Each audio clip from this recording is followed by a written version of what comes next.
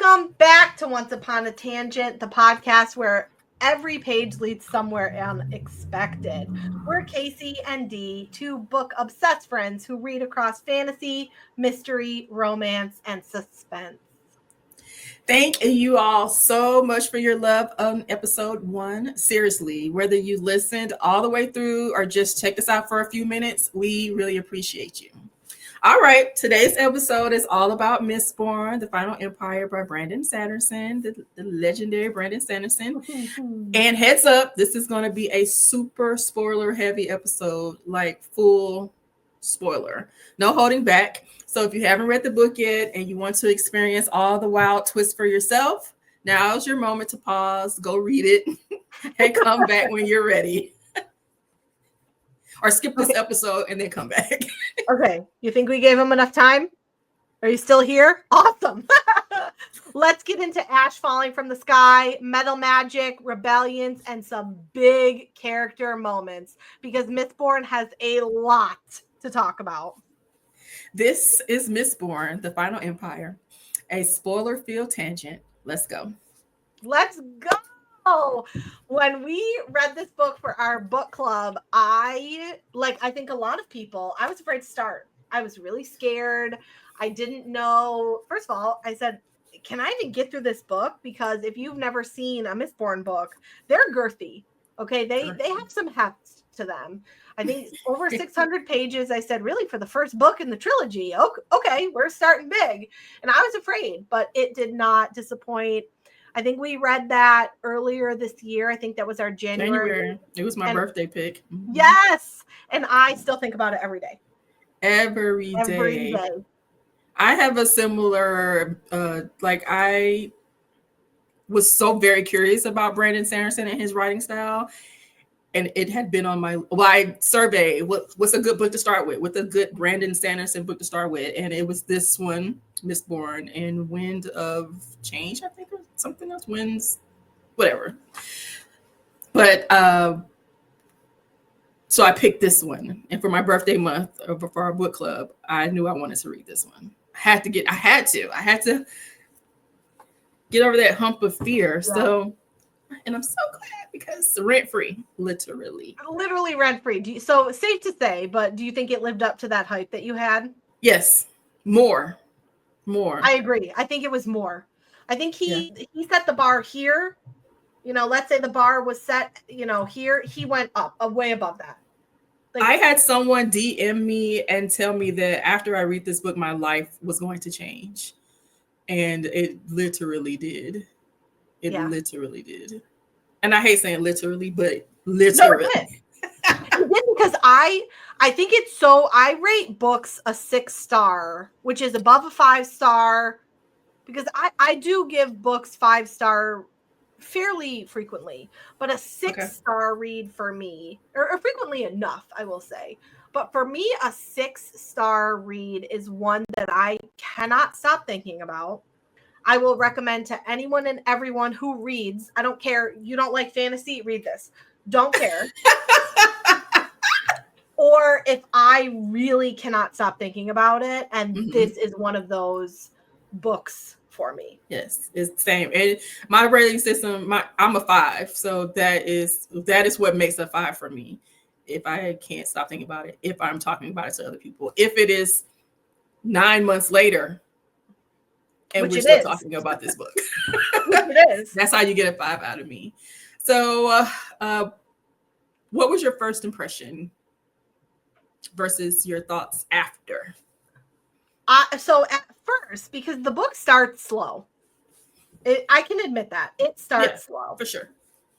It starts in a way where at first I said, is this a fantasy book? Because it really was not, it didn't have many fantasy elements at first. I'm used to the dragons and the elves, and but these are just truly human beings who have magic. So definitely a different vibe at first. I think, and world building doesn't scare me, so that's irrelevant. But I think in the beginning, I really thought, did they pull another one on me? Because let me just say this. There was a book club book where I really thought it was a murder mystery. So I read the whole book thinking it was going to be a murder mystery, and it wasn't. It was just a women's fiction book, The Wedding People. Remember when we read that?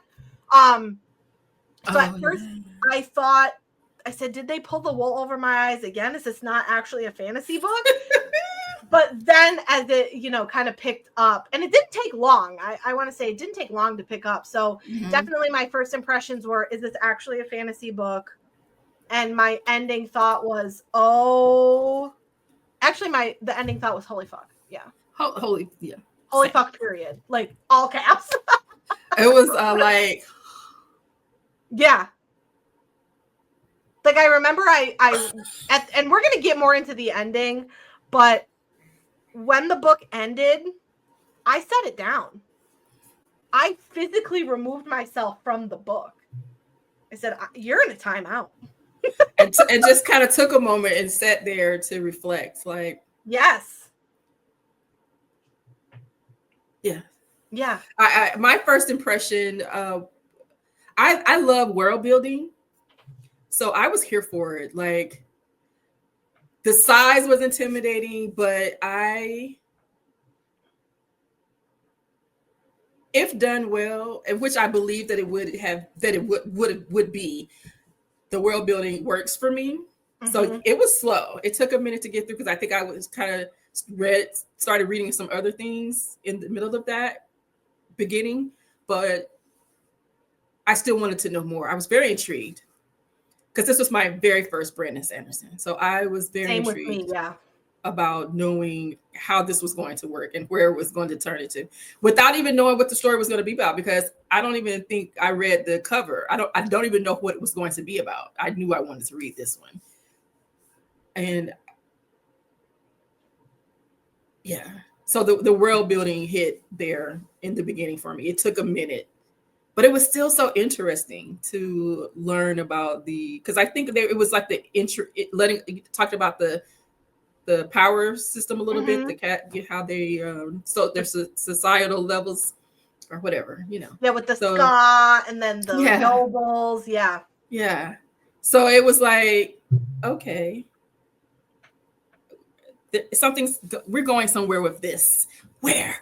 Yeah. But I'm also not like so against a slow beginning because I don't need it to hurry up and get there. Like a lot of romantasy is like that, where it's just like boom, and you're a dragon flying off the side of a building. So because I love high and epic fantasy, I'm okay with the slow build. So and I think I definitely agree with that. I think there's such a notion in the book community about the need for a romantasy and the need for the book to grab you in the first 5 minutes or the first page. And I think that does sometimes happen though, because spoiler alert, we read the second one and immediately I was intrigued, but I think that's because the book was set up so well. The first book, Mistborn, that's why we're dedicating a whole episode to it, because it was so good and it set it up so well from the beginning that the second book, I opened it and it was over, right? So, but I am not shy either to world building, but I think this gives us a good discussion point. Speaking about, the differences between romantasy, high fantasy, for people who don't typically read fantasy, or people who would consider themselves only, I only read romantasy, etc. Do you think Mistborn, do you think you already have to love fantasy? And I'm not talking about romantasy to get through it. Oh, now that's a good one. Because I think and romantasy are so different. They are. And I think that we talked about this before, like people who think all fantasy is fourth wing. So right. And it's not. I think that yes. I think you have to have an imagination good point. to want to try to read Mistborn and to not be ruined by romantasy. You're For lack right. of better words. And I don't, romance is not bad. I enjoy it, but I'm saying it's a 9 times out of 10, romance is going to be fast paced. Yes. It's going to start out with a hook and it's going to end with a hook. And high and epic fantasy is not like that. High epic fantasy is giving you the details, the sensory, the visual, the house that turns into a mansion, that turns into a castle, that turns into the An sky. empire, right? Yeah. So you're going to get all of those levels in each book in a different way. So I think that you have to kind of have a grasp of fantasy in order to be able to read Mistborn. I 100% agree with you, because I think romantasy lovers who do not also love fantasy on its own, I don't think they'll like this book, because they'll constantly be searching for the romance, which does exist as a very minor, minute, like in the end, in the, you know, annex of the book, right? The footnote, you know, that's 500 pages in, right? There is romance in this book, but it's such a minute point that does not further the plot at all, really, that I think people who can't separate the two of them and just like romantasy books, which is fine, I don't think they'll like this book. And not that they won't like it, I don't think they'll get it. I don't think they will make it past chapter 1, honestly. Agree. Yeah. I don't think and I'm always impressed when I see people who have it on their list. And I'm like, oh my gosh, I want to know other stuff they've read. What's your Goodreads? Like, yeah. why do you want to tackle this beautiful, wonderful project? People who have read it and rated it highly. What else have you read? Because that means maybe we have a similar taste in books. Maybe, yeah. Maybe. I say maybe, but because they're like, in the world of fantasy, there's even some high epic fantasy that I've read and didn't enjoy. And that's okay, right? I read an arc of a high fantasy book, and truly I messaged the author and I said, I respect what you're trying to do here, but the book is like 1,500 pages and I'm still, where are we? And I didn't even make it through the whole thing, right? Why is it 1,500 pages? I think because the author doesn't know how to scale down the world building. That sounds like 3 books.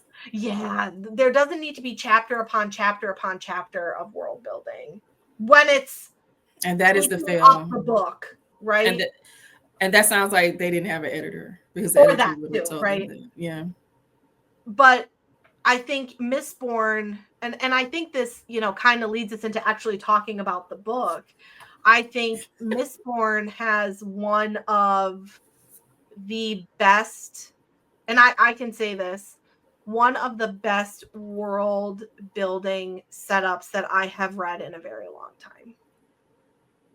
I agree. Because when we discussed this, I feel like I read this book with all my 5 senses. I was there when Vin is learning how to burn all her Allomancer elements, metals, right? We're there when Kelsier is putting this ragtag team together in the, you know, in the bar, right? Like, I'm there.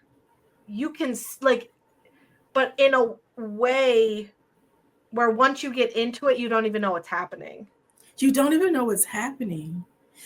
So let's kind of talk about just about the building of the ragtag team of bandits. That we didn't even realize that was what was happening until it came together. 100%.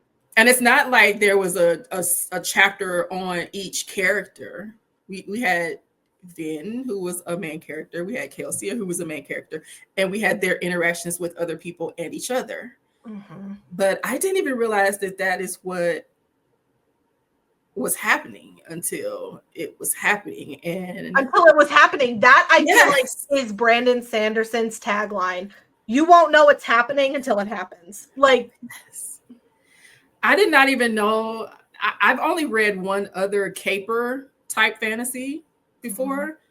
And I loved it. And I didn't even know that this was a I don't even know if it's a trope that I would absolutely adore, and I want to know. I want to read more fantasies that have capers in them. So I the introduction of Vin in the book was really great. I, and you're right, you could taste it and you could feel it because she was sleeping on the floor, and I was always stressed that she was the only woman. Me too. With the man who was abusing her powers. Mm-hmm. That stressed me out. Um, but it seemed like they kind of took care of her a little bit, but still treating her crappy. They took care of her to an extent because she was useful. Yeah. And they still treated her crappy. They did. Yeah. They took care of her enough. But it was never, but you're right. I was stressed she was the only woman. I was always stressed because she didn't know.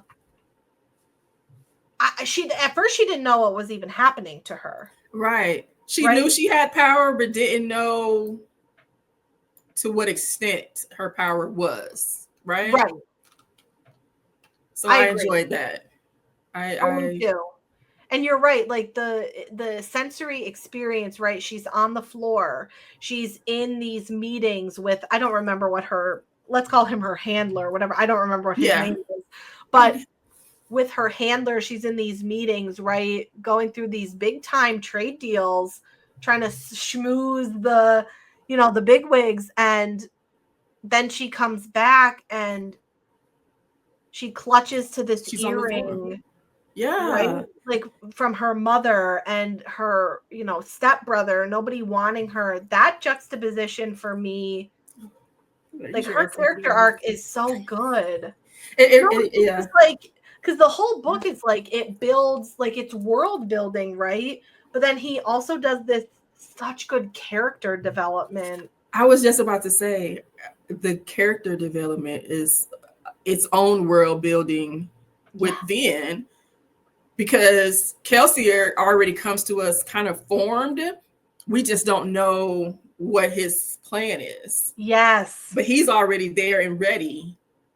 And he's trying to get everyone else to his level in only giving different information to each individual person. No, you're right. Not even Vin understood or knew the master plan. And it was a master plan at that. It freaking was. And I liked but the interaction between Vin and Kelsier, how you said he's trying to get people to his level, that was something that I really enjoyed reading, was their interaction with one another, and how he guided her through discovering really who she is. Yeah. Because then I think, right, if this had never happened to her, she probably never would have known. Because he really helped build her confidence. Mm-hmm. He really helped her to learn that she was enough and that she was kind of worthy. Yeah. Because she was the one. It's like pussy. Like she was powerful. Yes. She could have what she wanted in any room, and she didn't know that. But he helped guide her to that place where she. Because I don't even think that she still believed it at the end of the book. I don't think she believed it until the second book. I think she started to believe it. Yeah. But she wasn't fully vested. No. Yeah. And honestly, I don't even think she's fully vested in it. And I think she's not going to be fully vested in it until maybe the third book. Like, I think she's almost there, right? And it's just this epic character arc that really spans multiple books, right? But I think it's like for Kelsier, right? I think obviously like the biggest part of Mistborn is a huge spoiler alert. Kelsier dies, right? And he plans his own death. But plans his own death. How he gets there. So from it's and then it's interesting to have that be the ending and then think he set this up from start to finish. And he probably had if A happens, we go to B, then to C, but if C happens first, then we have to go A, B. And he planned all of that while taking care of everyone else. Really. Everyone, even the other guys. Even the other guys, like making sure that he kept them right, like Dotson, Ham, and he took care of all of them. Right, he was their leader, and Sazed, who I think is a separate. He's in the group, but I think he is separate, like an outside, a little bit of an outsider. Adjacent. He's like an adjacent member of the group. He's like, I don't know. He's like that adjunct professor who's like a professor, but not. But I'm not on the payroll system fully, but you send me a check. Yes, exactly. So he's there, but not quite. But it's just a man, right? Yeah. Who, at the end of the day, he has some magical powers, which we're definitely going to discuss a little bit later in the episode. But at the end of the day, he's just a guy, right? For him to put this all together, right? Up until the point that he knew this had to end with his death, still to this day, I'm grappling with. And it's still awing. It's still, because I want to say like his wife's death might have been a catalyst and even a red herring, because they keep, the people around him are like, his wife's death, but he's like, I want the empire back. I want it to be for us.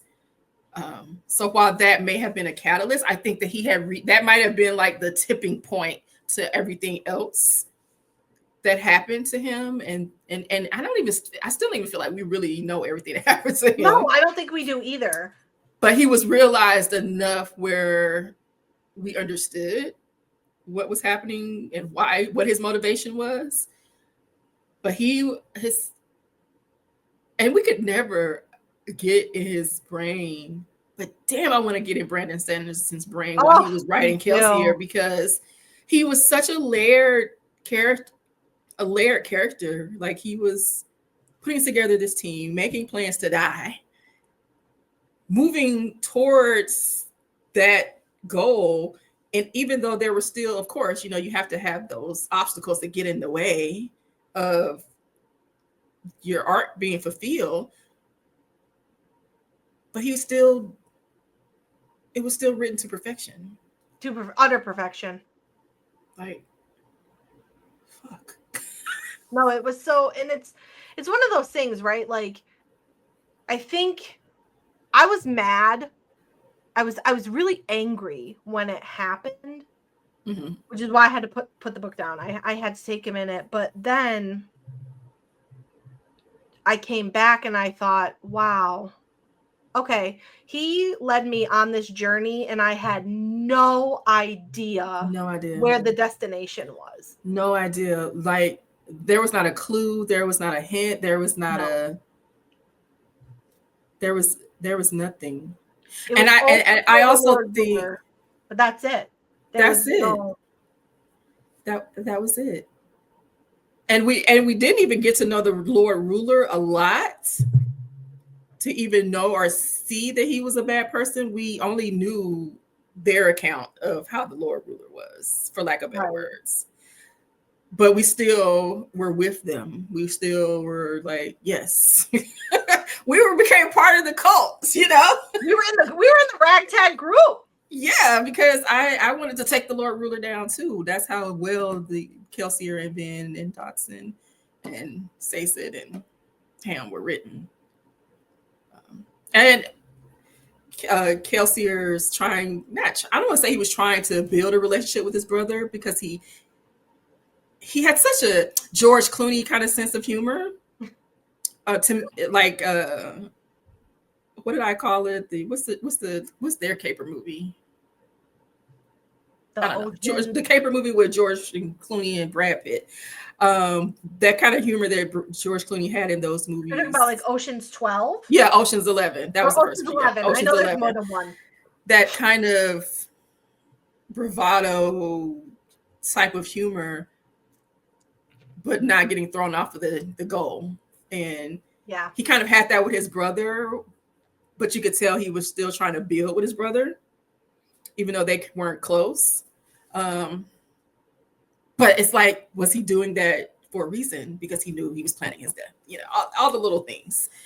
I still don't think we'll ever really fully know all those motivations, because then it's one of those things like, I think I selfishly wish that Kelsier had lived longer for my own, because I think he was a great character. Yeah. But I understood why he didn't. I do too. And he was written so good that he became a favorite character, even though he could have been seen as a little bit of an asshole.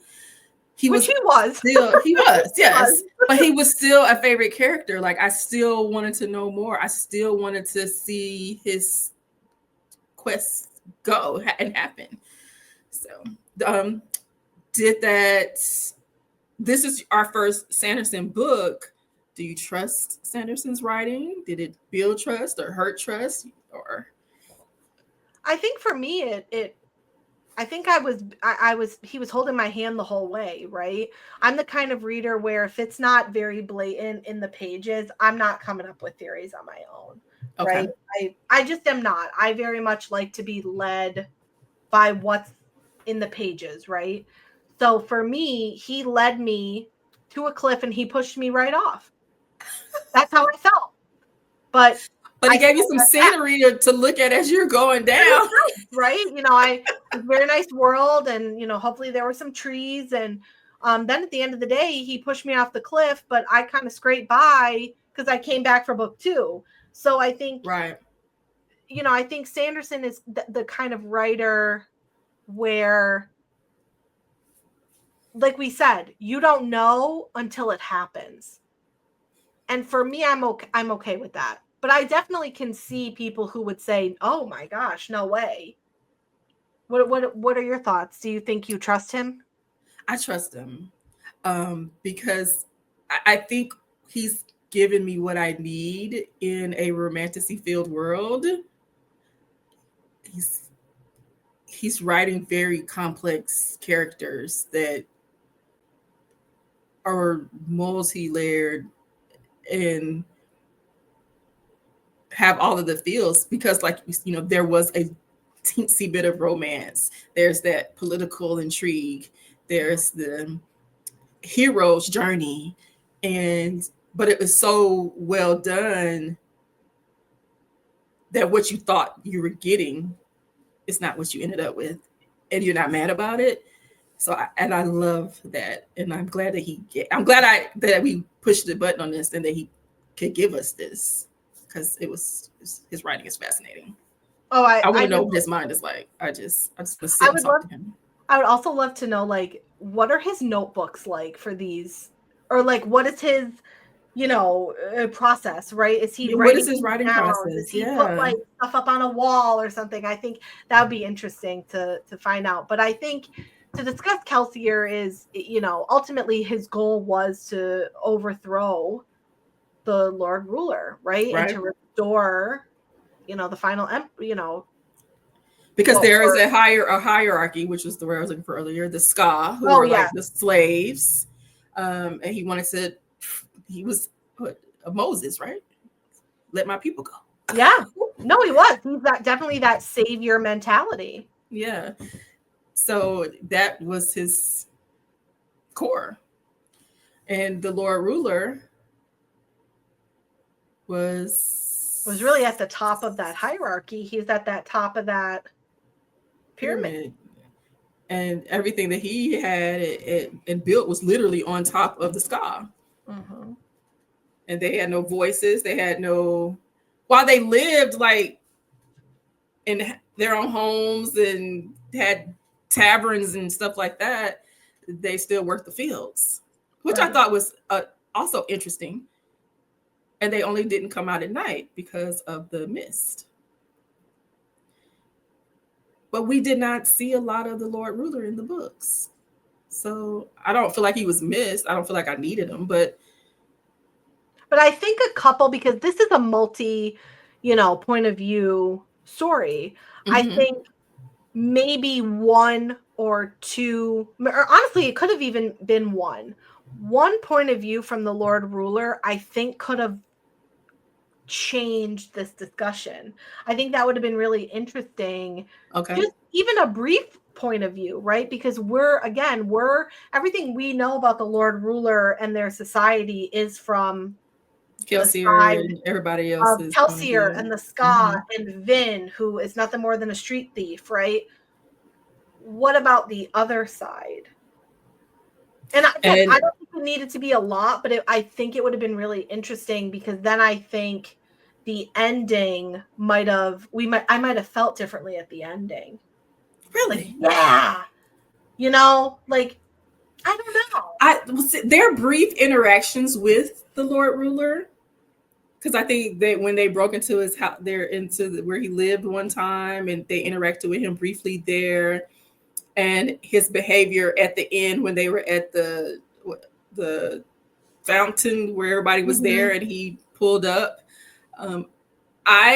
Yes, I agree. Having one POV chapter of him to kind of get a little bit more, but I think that their interactions with him kind of gave us a little bit of an understanding of the type of person that he was. Yes. That I'm okay with him not having had a POV. It would have been nice, yes. But I think that it would have still ended. I still would have felt the same at the end. I still would have cried. Which I did. I agree. I think we're Misty for Mistborn. I still think I would have felt the same. I just think we would have had a more well-rounded view, right? Because I think for such, not for nothing, but he is kind of a major plot point in the first book, right? He's the reason. Yeah. He's the whole reason that Kelsier has this plan, but we know very little about him. But is it the world building that we got him? Like how the society is, how those people live? It could be. Is that the Lord Ruler? How his guard or henchman? Is that the Lord Ruler? Like, well, I think that's actually a good way to phrase it, because the whole twist at the end was that he had been keeping himself alive with allomancy, right? Which is the magic system in this book, right? And I think, he has kind of an epic line at the very end of his time, you don't know what I do for mankind, right? And I think that segues into book 2, because I immediately thought, oh, I don't know, for some reason I had a nice notion that the book was going to wrap up, but then I had to remember it's a trilogy, so it's not going to be. That is a trilogy inside of a whole bigger, right? A trilogy inside of a trilogy inside of a 6-page, Yeah. So I thought so maybe we get more of him in the other books that are part of the world. Maybe, and I think it would just be interesting to get a little more of a backstory. Okay.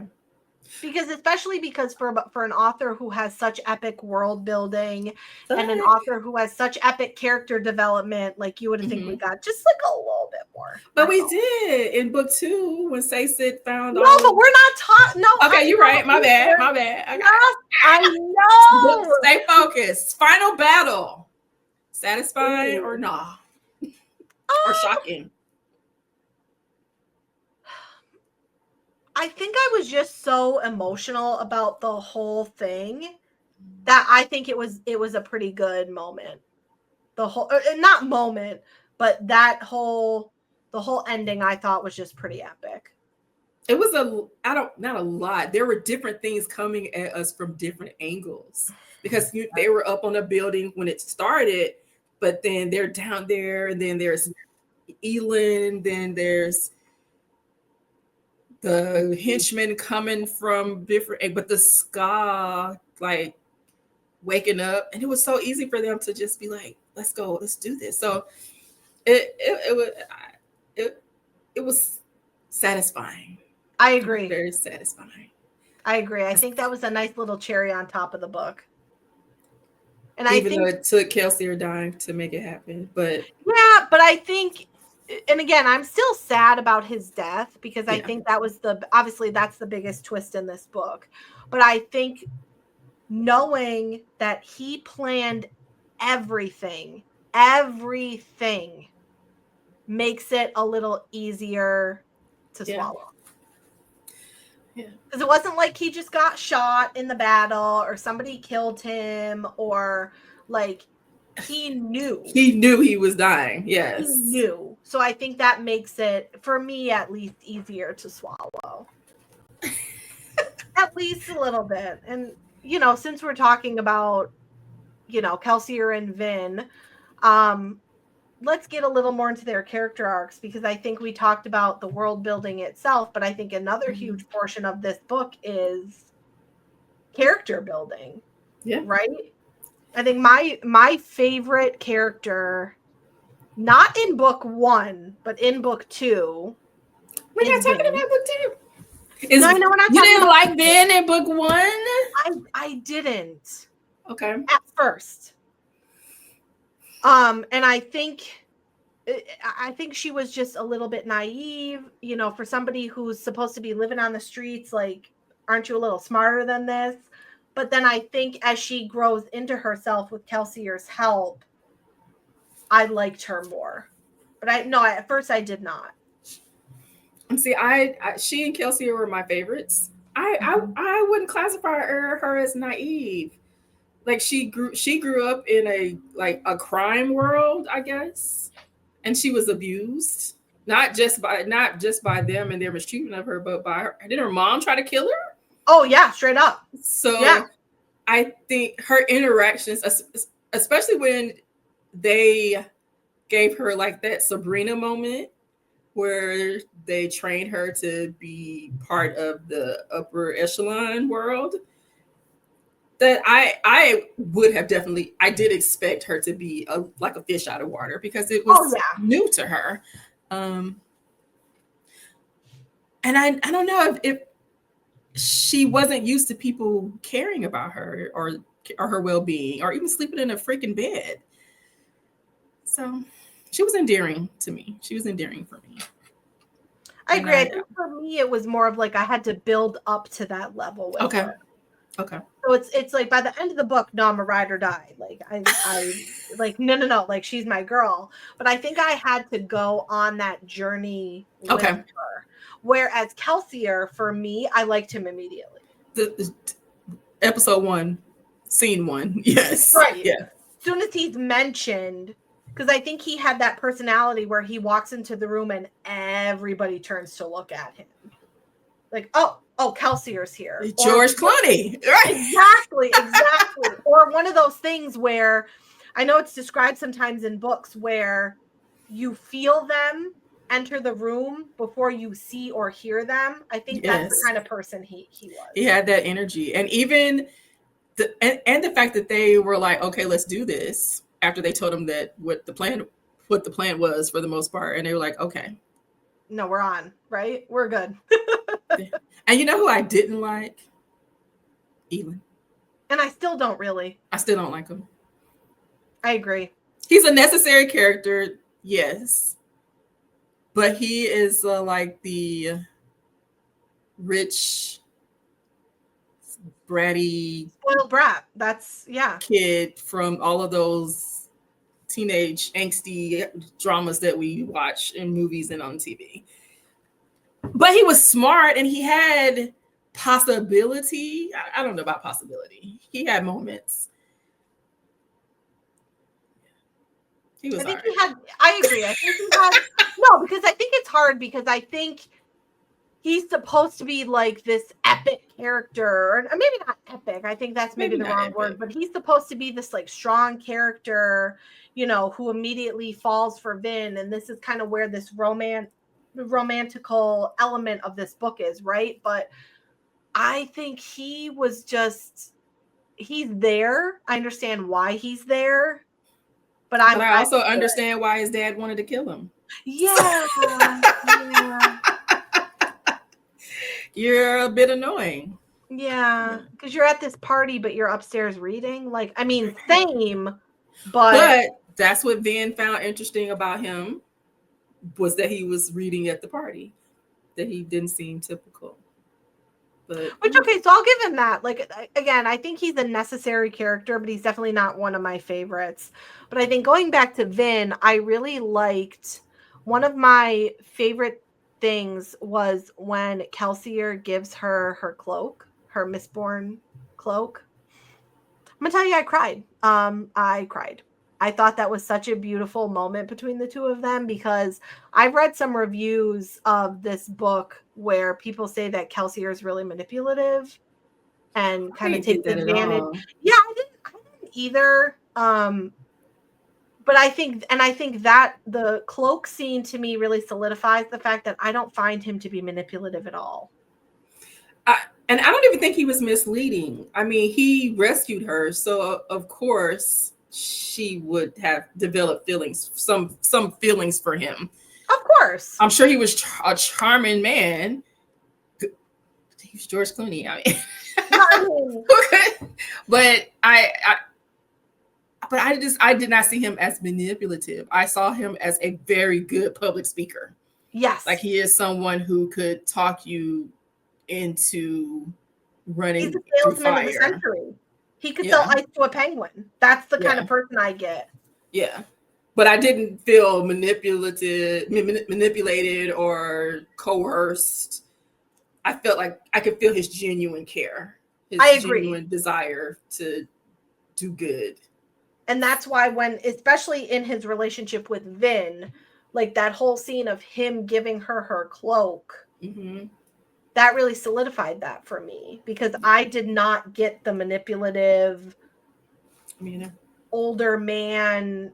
Like, yeah, there's clearly an age gap between them, but I don't think he used it in the way people. And they weren't in that kind of a space. No, never. I didn't even feel like they were in that kind of space, because even though she may have crushed on him, she really liked Elin. So, she did. That was what she talked about. That was her motivation for continuing on her part of the mission. Was Elin. I agree.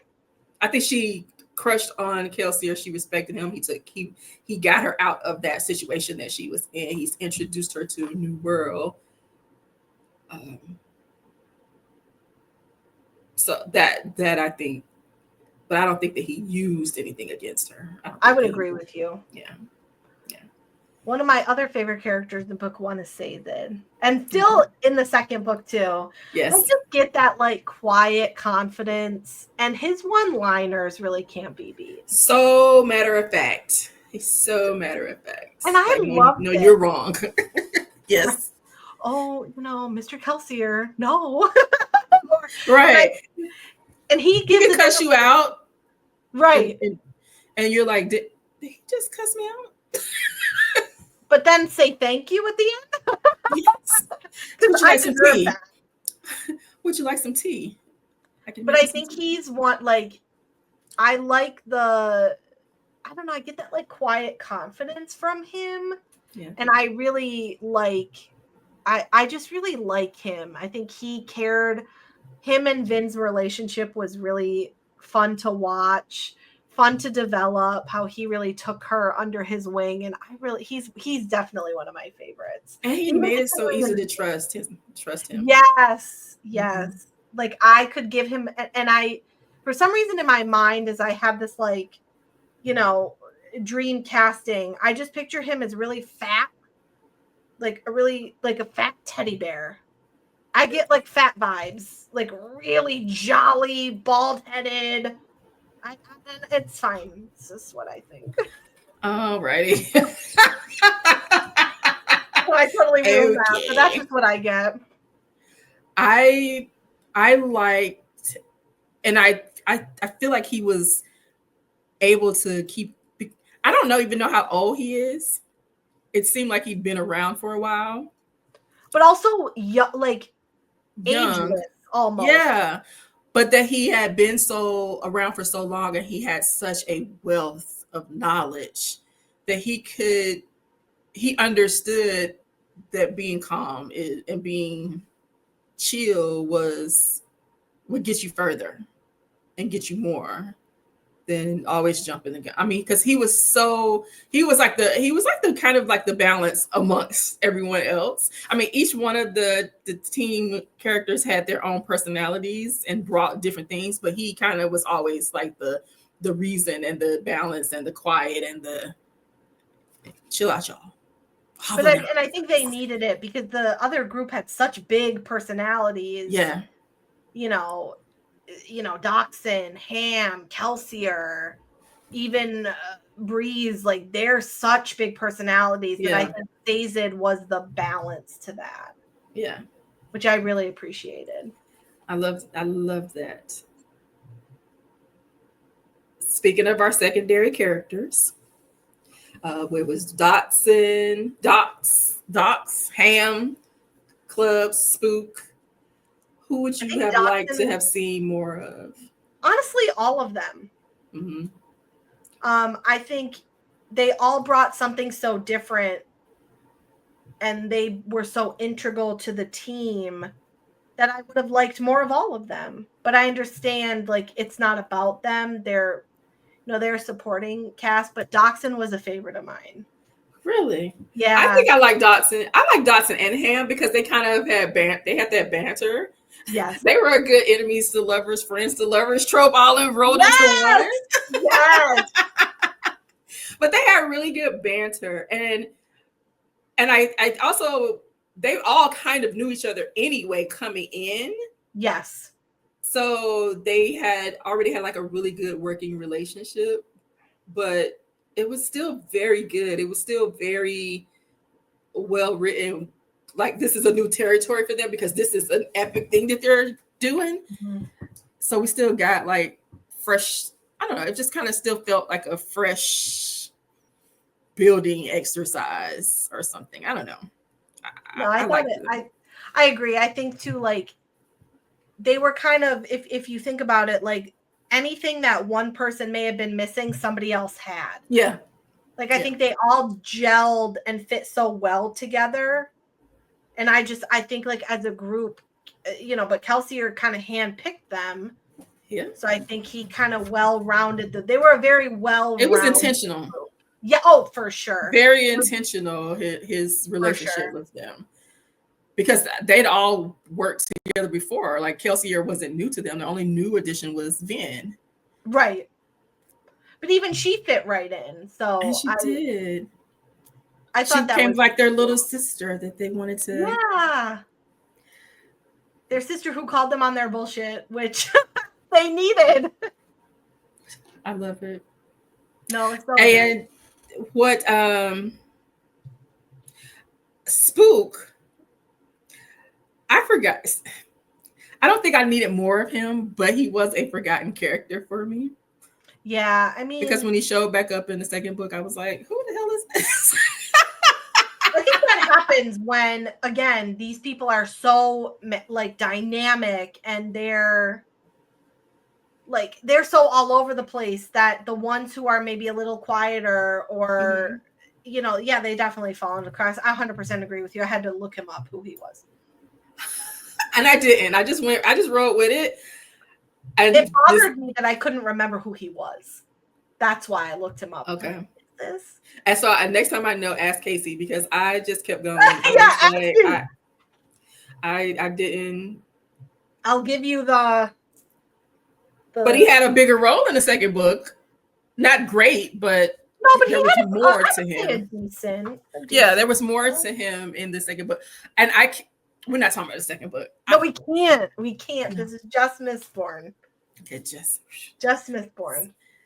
So I didn't remember him in Mistborn so much. I still don't know what he did. But maybe that was his role, was to be the chameleon. Maybe he'll be bigger in the other books. Perhaps. We'll see. Stay tuned for the episodes of our podcast. And I think All right. it kind of leads us into so we want to do, we want to keep the podcast light and fun, and we kind of want to break things up. So we're going to have these recurring themes in our podcast, and one of them that we're going to be doing is bookish this or that, right? Bookish this or that.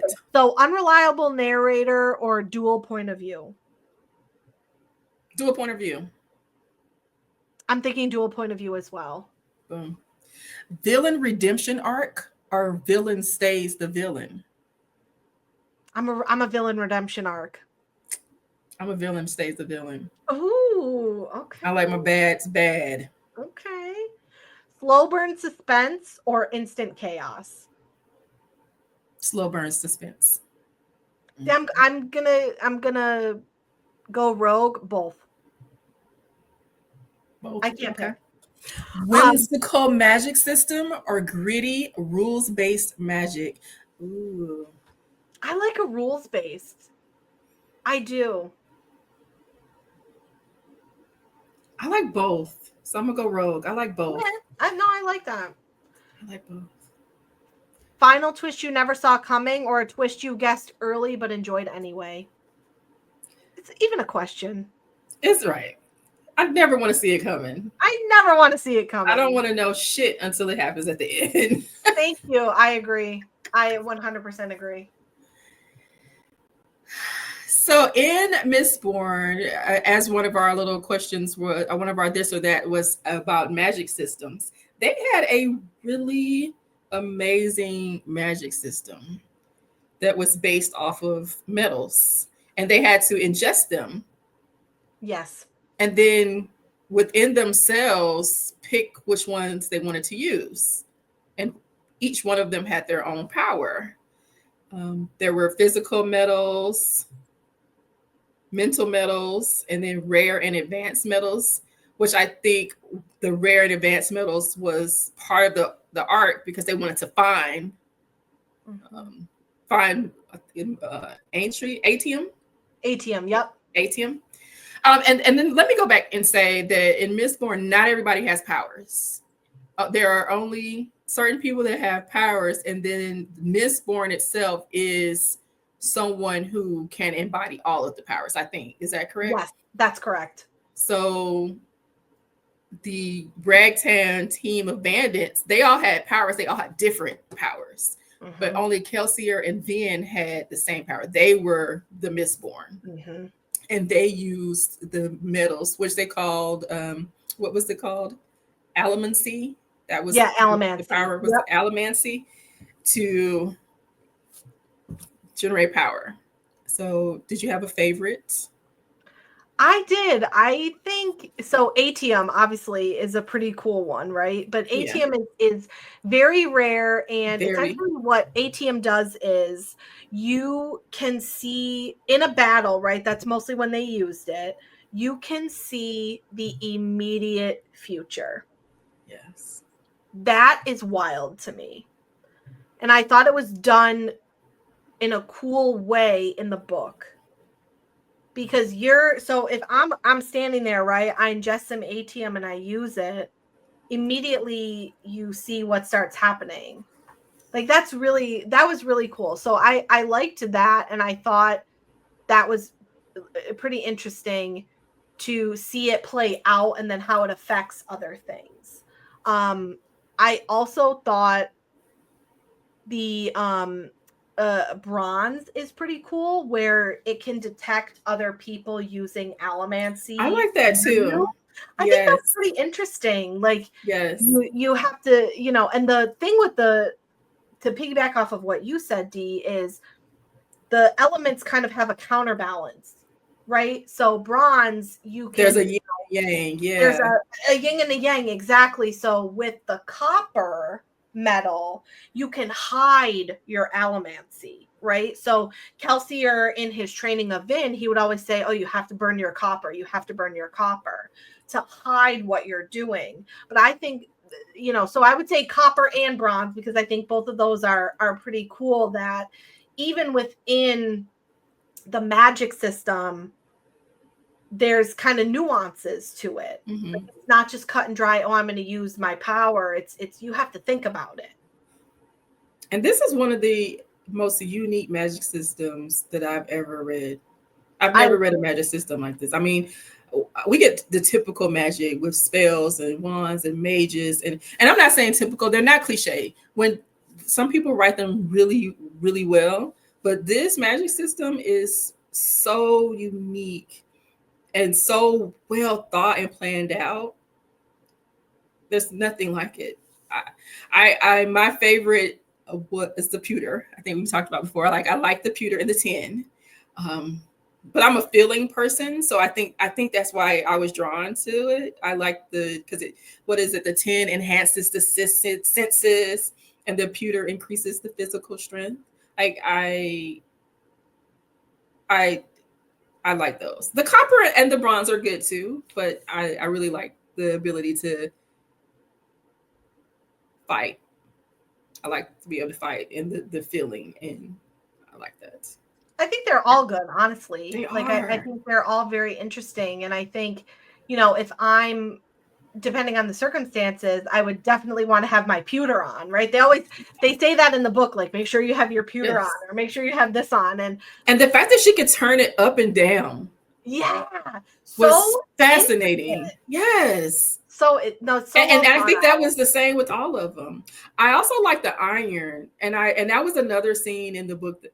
I was about to say movie, but another scene in the book that I liked was when she followed him the first time when he was traveling, and she realized that he was pulling on iron that was buried in the ground that made it look like he was flying. That was so dope. Like that was a really cool scene. It's still a scene. Come on, Brandon. Like Brandon Sanderson wrote this. It was well done. The chef's kiss. Well done. And this is why it continues to live with us every day. So I would like to know, to kind of wrap up a segment really about the elements, do you think if you were a Mistborn, would you survive the final empire? I'm telling you right now, I would not. Okay. And I'm thinking about it. I'd be dead. If I had to be Scott, no. But I think I would survive. Because I think there was a character, the lady who, I think at one of Ben's last parties, that came up to her and she said, "I know you're different," and she started kind of blackmailing her a little bit. Yes, I think that would be me. Okay, so you could be in the high society. Yeah. Okay. Yeah. Or high society adjacent, because I have dirt on everybody, so they invite me to the parties. Okay, I like that. Yeah, I like that. So. I think I would be dead because, first of all, I can't fight. If you could have one of the elements be yours in real life, I would have to. I think I would want. I don't know. I think I like the brass, which is a soothing, which soothes someone's emotions, or, specifically like to feel one emotion kind of thing. I think I would like that in real life. I think that has a lot of practical capabilities. What about you? I think so too. I think it feels the safest because I like to read feelings and they give me feelings, but then I want to go back to being myself. And I don't think that I would want to always be so feeling. I don't want to know the future. I don't want to see glimpses of the future. Yeah. I don't want to be pulled in that direction in any amount of anything. So I think brass would be a very good one. Oh, I agree. Yeah. I agree. So we're one of our other kind of segments that we're going to do is page to screen, right? Essentially, book to film or book to TV adaptations, and we're going to discuss the good, the bad, and the ugly, right? Right. And as a little sneak peek, we're also going to tell you our dream cast for Mistborn. But first, we got to discuss the good, bad, and the ugly. Okay. So my page to screen good is I really liked. Don't counsel me. I really like the Harry Potter. Me too. What I liked about them, and so when Casey and I were still newish friends, and she had found out that I hadn't read the books yet, that I'd only seen the movie, so I had to immediately go read the books. I had no idea that the books and the movies were different stories. It's true. And I absolutely love that because the movies are still so well done. I still cry every time that Sirius dies. Every single time. Every damn time. Every single time. It does not fail. And I still cry when I read it in the books. And I love that they are two different stories that I can still get the feels that I need from both of them at different times. Yes. It's absolutely wonderful. And my other good is Outlander. Outlander is about Claire and Jamie. She goes through a Stonehenge and comes back 200 years in the past. It's a romance fantasy. Okay. Yes. But it's only fantasy in that she comes from her present and falls into his and has to figure out her life back in the 1700s. But the books and it's a series.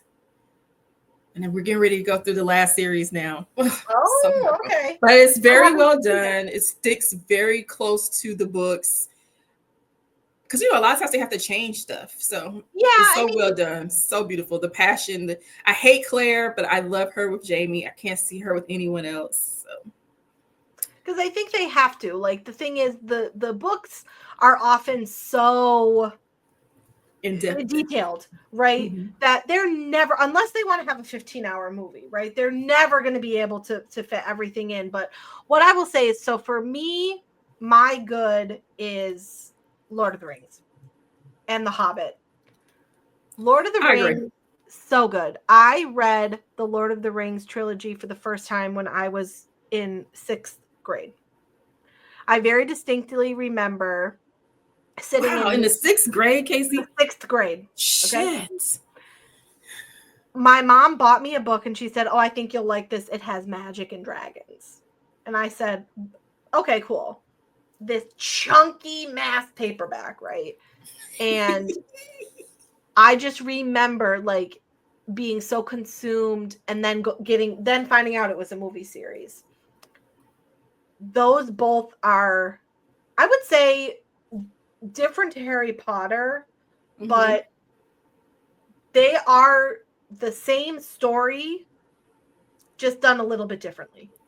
Oh yeah, any hero's journey, they're all the same. All the same. Yeah. But I think the amount of detail that they put into the Lord of the Rings books, or excuse me, the movies, was so well done. So for me, because the books are so, it's written differently, very differently. Yeah, and I mean, yeah. He's a different kind of fantasy writer, which is like the Brandon Sanderson of the 40s. Because even with the books, he's not basing, but it's with the times, kind of like we were in a world war at that time, and you can kind of see even in the movies. And I always say this about when the Eagles come to get Sam and Frodo off the volcano, that's finally America coming into the fucking war. No, it kind of is, because it's because that was what was happening at that time when he was writing those books. So it's just that is epic fantasy. That is high epic fantasy at its high epic fantasy. Truly, I agree. So for me, that's always going to be a good. And I do also, So for me, my good is Hunger Games, but those are more like Harry Potter, where they're very different. Okay. And I've never read them, so Stay all I tuned. have is the movies, and I hated what's his face. PETA, yeah, and you'll Sorry, probably not still hate him sorry. in the books, but you'll hate him for a different reason. So for me, I like the Hunger Games books and I like the Hunger Games movies, but they're very different. Okay. And I did like the Hunger Games movies, but I just didn't like PETA. But I feel like if there's a character that gives you such an emotional response, that doesn't mean you give the book a bad rating. It means that the author wrote that character well enough to give you an emotional to response. give you that emotion. Exactly. Yeah. Talked about the good, right? High point. What is your bad? My bad. Are we, before you start, are we saying bad is like our mid-level? Yes, like tolerable. Okay, tolerable. Okay. Yeah. Okay, what's your tolerable then? Unpopular opinion, but Bridgerton. They could have done so much more. Yes. I love this. So I love the series if I don't think about the books. Okay. And I appreciate what they were trying to do with having all of these variations of races, the color, the clothing. But the Regency period is one of my favorite periods that I would never ever get to experience. Like Jane Austen is my number one best all-time romance author. And so the books for me were closer to what I love in a historical Regency romance. Okay. But people love the series because the sex looks good in the show. But it was really good in the books. So and I think being on Netflix, they could have done more. I think so too. Like we get more on Grey's Anatomy than we did in Bridgerton. Yeah, I like Bridgerton for what it is. I have read the first two books in the series. The books they're not even, you can't even compare them in my opinion. They're so different. Character names, that's it. That's really it. But they're two very different stories. So I would say I definitely agree with you on Bridgerton. They could have done so much more with Bridgerton. Yeah. They really could have. For me, a tolerable is Jodi Picoult is one of my favorite authors of all time. And she writes a lot of women's fiction. I love her. I've read one book by her and I've read all of her books. She's really, yes, she's such a good author. But the book, My Sister's Keeper, I saw the movie, yeah. So the movie, it changed the book, right? It's tolerable, but again, I think it's like you said, I can't think about the book watching the movie. Okay. And I've only read one Jodi Picoult. That's how you say her name, Picoult. Yeah. And it was about elephants. Oh, I read that book. That was great. Was it? Yeah, I liked it. All right, so another one of my bads was Girl on the Train. Oh yeah. I was so upset about that movie after being so excited about it coming out because the book was fucking amazing. And then here's this movie. I've heard people had the same reaction to the Gone Girl movie. Yes. That would be on my list as well. Yeah. Because the book was so good. Like I remember reading that book in one sitting. Yeah. And then binge reading all of her some of her other books. No, the book is only one I haven't read. The book is fantastic. And Girl on the Train, the book was really good. I won't say it was fantastic, but it was fan-fucking-tastic compared to the movie. Yeah. And maybe it was the actors. But even though I liked the little British girl, I can't think of her name, but I liked her in Deborah Will's Prada. So, like, I feel like that's her personality. I don't think that she had the personality to carry off being this drunken, forlorn ex-wife. Yeah. So that drove me crazy. So it could What's have your been the ugly? casting, but Yeah, casting can fuck some shit up. it really can. But sometimes I also think some books just don't translate well. Like And Gone I Girl. think really, yes, because I think really good thrillers, you lose something in a movie or a TV show. You do. Unless Right? you're Stephen King and you have somebody that does Stephen King books really, But I really, think really even he's well. in like a completely other category He of is. anything because I mean, I have only read one Stephen King book, if I'm being completely honest with you. It's just not my preferred genre. But I have seen quite a few of his movies and they're done so well, but that's because he works with people who Yes.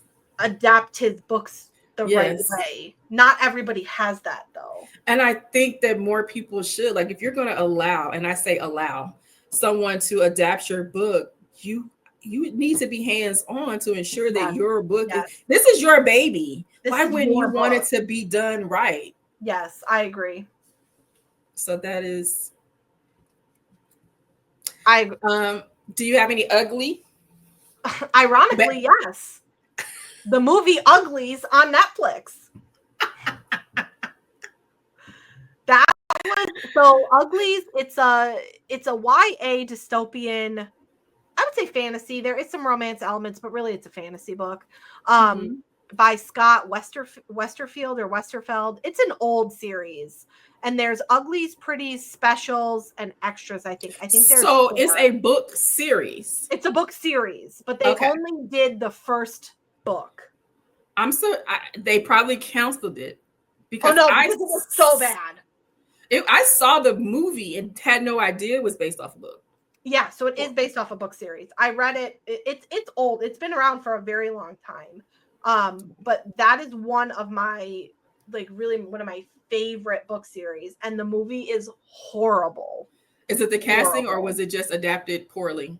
I think both, honestly. Okay. I think both. I think they did wait and so it's set in a dystopian kind of high technological society. Futuristic kind of. Yeah, but I Yeah. think they did too much. It was Okay. too futuristic, too with the eyes, and it was too much. I think it had the potential to be good. And then Joey King, sorry, Which one is Joey King? The the girl? main character. Okay. She's so doughy. She just that Joey. Yeah, but the character that she plays is not her.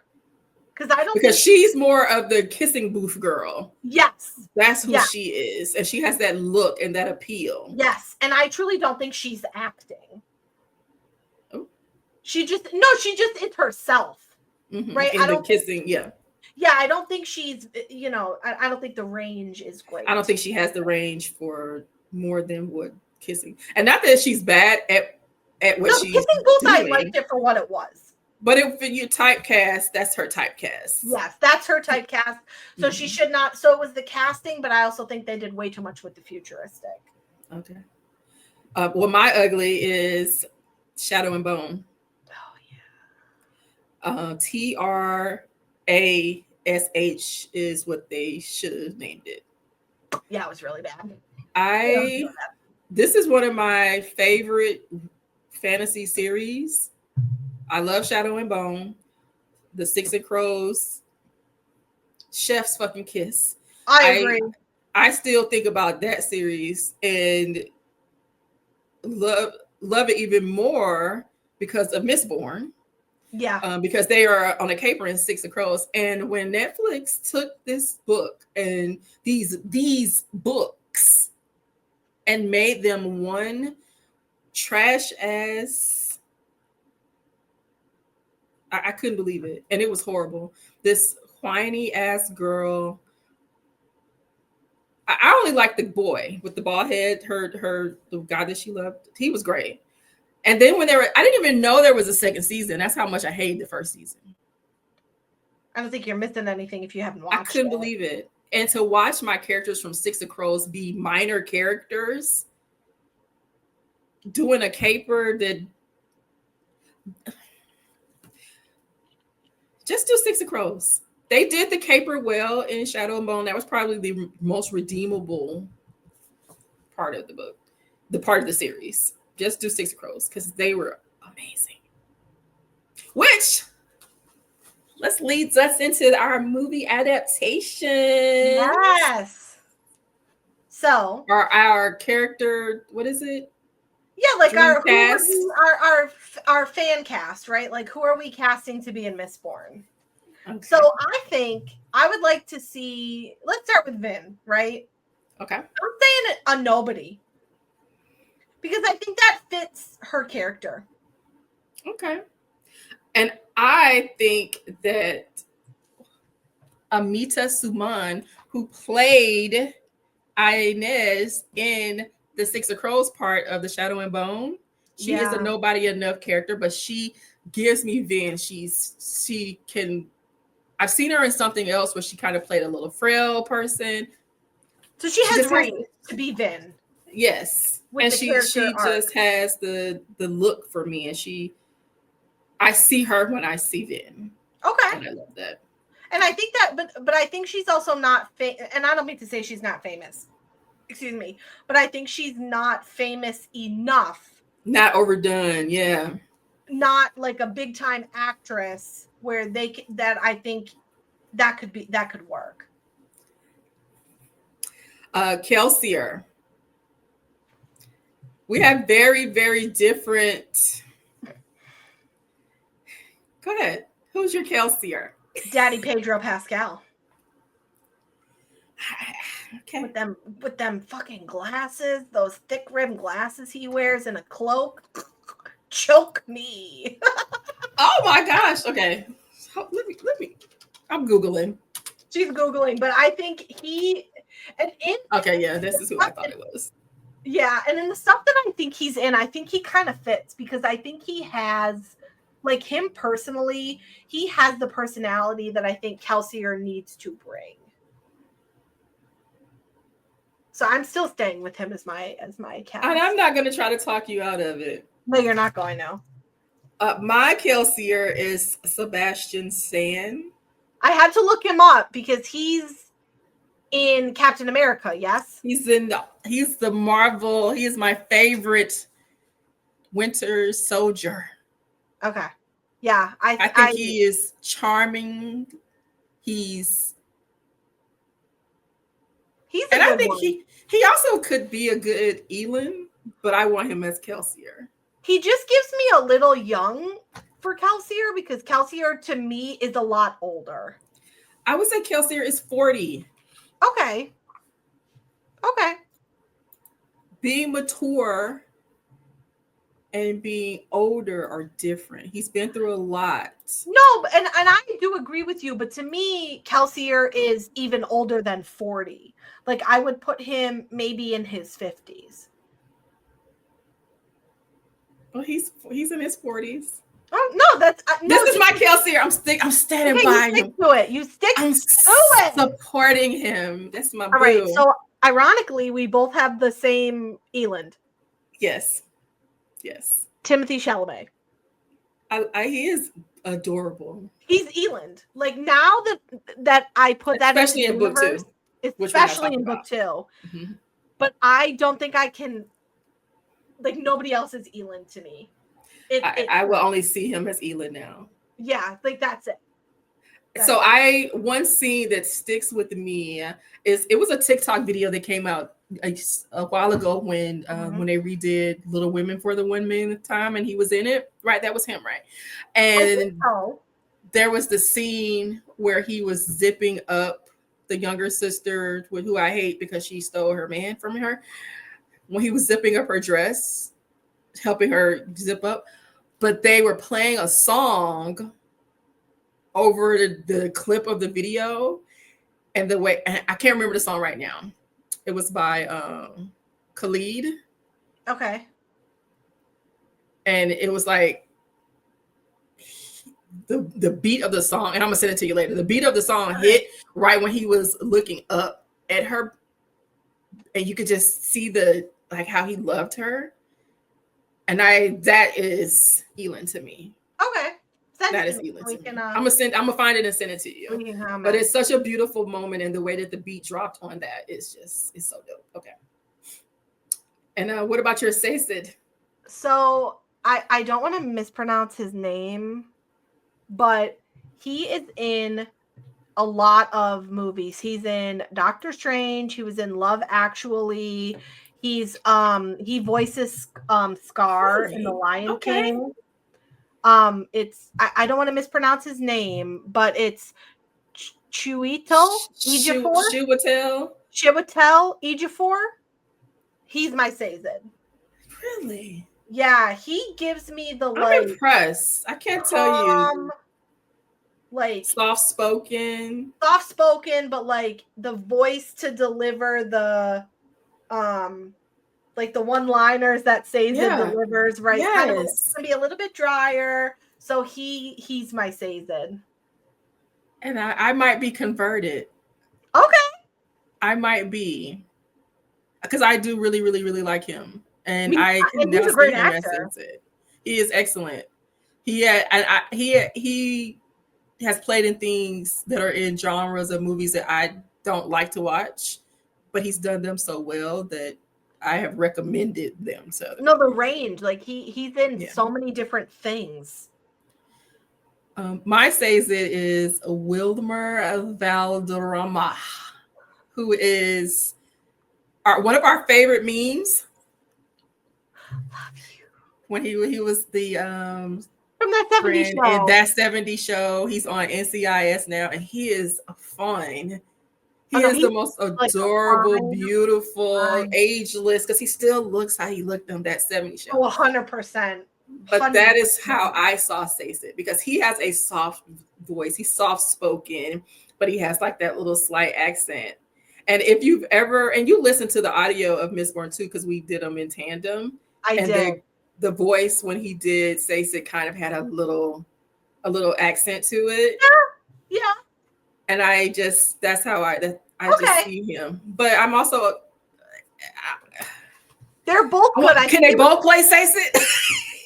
Can they switch off? Can they get through like 4 movies and then just switch? Like they do and not tell anyone? Like Saced when he was young. Saced now. That actually could work. That could work. So I think we got a pretty good dream cast here. I do. I think we could get into the other characters, but we just want to give you like the, our favorite. So do you think there's any other fantasy series that really has this level of world building that we haven't talked about? Okay. I'm going to say Ember in the Ashes, which I recommend to everybody that would listen. That is one of my top 5-star, all 4-book series by Sabah to hear. It has excellent world building. It has a sideline element of romance to it. I think it's enough where people would get their feel, but it's not enough. It's not overpowering and it doesn't overshadow. But the world building, I think, is excellent. What about you? I think for me recently, it's been Quicksilver by Callie Hart. I know, I'm so basic, but that is a romantasy book technically, but I think it's a more fantasy driven book. In terms of like the romantasies that I've read recently, it's definitely more fantasy leaning. But I will say that the world building in that book, like I can't wait for the next one because I can't wait to find out more. Okay. And I felt like I was there with them. And see, and not to be anti, great book. I still gave it I think I gave it a 4 or 5 star. I loved it. Loved the romance in it. But it was more like world teasing to me. Okay. Because it was kind of localized. I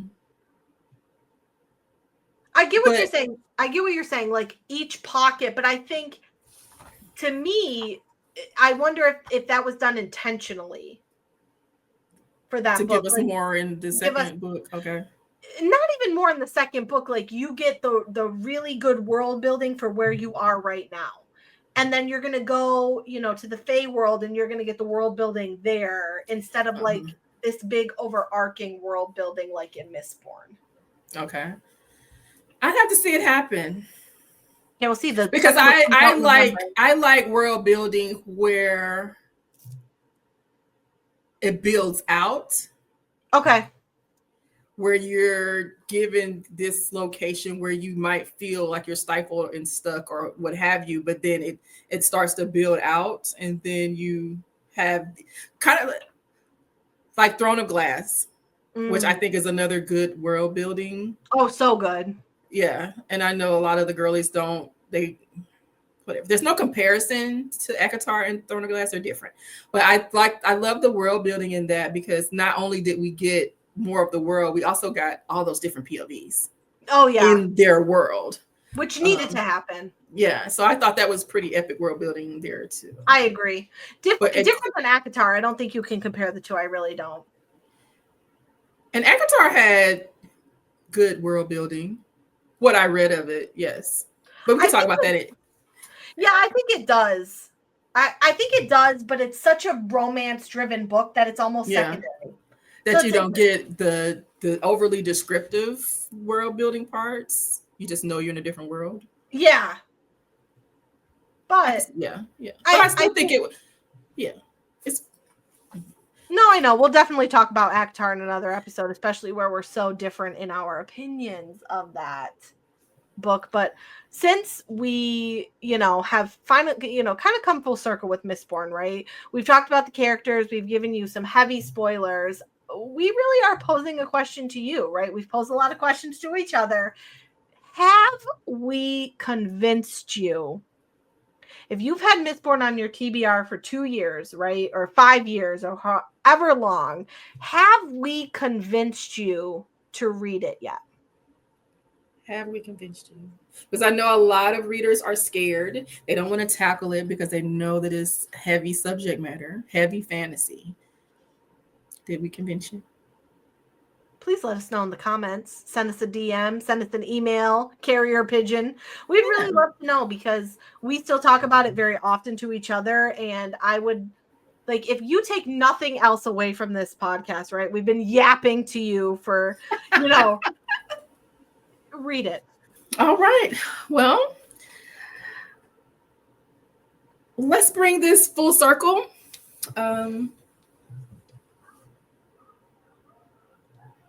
Why does Mistborn hit so hard? Even it's been out for many years. Yeah. Why does it still hit so hard? And it's not just with us. Like, he has a following. He is literally Kelsier, and he has a cult. No, he does. He does. I think it's because it has everything that a fantasy book, I think, is supposed to have, right? Mm-hmm. It has the epic hero and heroine that you want to root for. It has a cool magic system, a lot of action. And I think the themes, right, even are applicable, which is always the sign of a good book. Yeah. Is that, the whole Lord Ruler overthrowing the empire, overthrowing the bad guy, kind of applicable today. I agree. The world building, the characters had, our main characters had some really good depth, really good layers. We could kind of almost see ourselves in some of them a little bit. I very much agree. The themes, the rebellion, the revolution. I think we're really to bring a community together, kind of where we were in 2020 and where we need to get back to now. I agree. I think that's why I said, the themes are very applicable. Yeah. To kind of what is happening in real life. And I think that's the sign of a good book, because he didn't think the world was going to look like it does today when he wrote that, right? It's just, but it's timeless. I think it's evergreen. Yes. Because there are pockets of history. And you were born, I don't know, late 90s? 91. Early 90s? Okay. So even in the 90s, there was a revolution going on. So we've all lived through different pocket of revolution that makes this book so evergreen, because anybody can read this and say, okay, this is can I feel this, and it's so immersive. Just, yeah. I think it's you're right. It's evergreen. If only we could, I think but that's a sign of a good book, right? When you can read a book 15, 30, 45, 50 years later and the Yeah, themes are still so applicable, that's the sign of a good book, that is the sign of a good book. of an excellent book, I would say. And I won't say that smut gets old, but when you turn 60, you're not going to be caring about the smut anymore. No. You're going to want something with some depth. And you're going to go pull out this Mistborn book. And I'm still going to be reading it, and I'm still going to And you're going to pull out your Harry Potter. And you're going to get into it.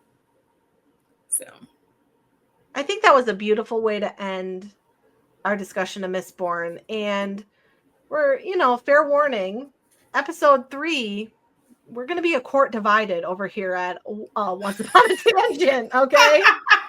Right. Because we are discussing A Court of Thorns and Roses by Sarah J. Maas. And it's one of the most talked about fantasy, romance, romantasy, kind of spearheading the romantasy genre, at least in more popular culture, right? Yeah. Of really the last 10 years, I would say. And people either love it or they can't stand it. And in episode 3, we will get into the romance tropes, the controversies, and why this series sparked such strong reactions. We'll share what worked for us, what didn't work for us, and maybe the moments that stopped me from rolling my eyes. Maybe. So whether you're team Favor Forever, a Rhysand devotee like me, or someone like Dee who didn't even make it past book 1, you'll for sure want to tune into this episode. This is probably going to be one of our most passionate and, of course, spoiler-filled conversations yet, and it's definitely going to get messy. So, episode 3, A Court of Thorns and Roses. Love it or hate it, coming soon. Thanks for hanging out with us on Once Upon a Tangent. If you enjoyed today's episode, subscribe to our YouTube channel, Once Upon a Tangent Pod, and soon follow us wherever you can listen to podcasts so you don't miss the next one. And don't forget, you can also find us on Instagram at Once Upon a Tangent Pod. That's where we will share updates, behind the scenes, and all the extra bookish chatter. We'd love to also hear from you. Share your favorite reads, your special hot takes, your spiciest hot takes, and the tangents you want us to explore in future episodes. Until next time, happy reading. And remember, every page can lead to a new adventure.